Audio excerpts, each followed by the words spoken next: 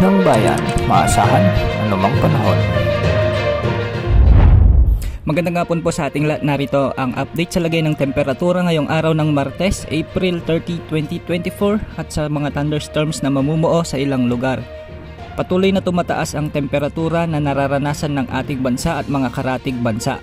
Pati ang karagatan ng ating mundo ay hindi rin nakaligtas sa sobrang init ng temperatura. Ayon sa United Nations, tapos na ang era ng global warming at ngayon ay nasa global boiling era na tayo. Ayon sa Greenpeace, ang mainit na temperatura na nararanasan ng ilang bansa ay naging mas matindi at nakamamatay na ngayon kumpara ng mga nagdaang mga taon o dekada.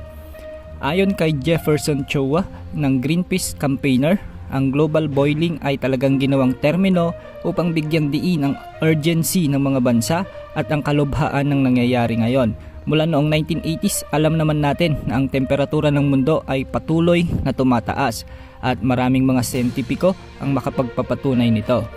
Sa ngayon nga, maraming lugar sa bansa ang nasa danger level ng heat index kasama ng Metro Manila. Kahapon pumalo sa 51 degrees Celsius ang pinakamataas na heat index sa Dagupan City, Pangasinan. Ngayong araw, posibleng umabot naman sa 49 degrees Celsius ang pinakamataas na heat index sa may Dagupan City, Pangasinan. Papalo naman sa 47 degrees Celsius sa may Apari, Cagayan at 46 degrees Celsius sa Tuguegarao City, Cagayan. Posible ring umakyat sa 45 degrees Celsius ang heat index sa may Lawag City, Ilocos Norte, Batac City, Ilocos Norte, Iba, Zambales, Coron, Palawan, Aborlan, Palawan at Pili, Camarines Sur. Maraming lugar pa ang makararanas ng 42 degrees Celsius hanggang 44 degrees Celsius na heat index ngayong araw o danger level ayon sa kategorya ng Pag-asa. Patuloy nating pinag-iingat ang lahat sa mga sakit o karamdamang maidudulot ng mainit na panahon.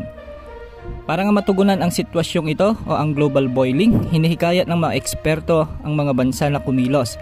Binigyan din nila ang papel ng 20 pinakamaunlad na bansa sa mundo at ang mga kumpanya ng fossil fuel sa pagsugpo ng mga pandaigdigang emisyon.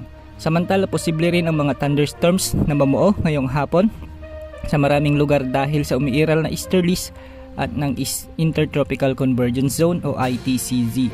Partikular na magkakaroon ng mga thunderstorms sa mga lalawigan ng Abra, Cagayan, Apayao, Kalinga, Benguet, Ilocos Sur, Nueva Vizcaya, La Union, Mountain Province, Negros Occidental, Cebu, Bohol, Zamboanga Peninsula, Lanao Provinces, Maguindanao, Sultan Kudarat, South Cotabato, Misamis Provinces, Bukidnon, Davao Region at ilang bahagi ng Surigao Provinces.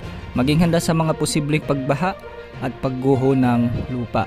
At yan ang update sa lagay ng ating panahon ngayong araw.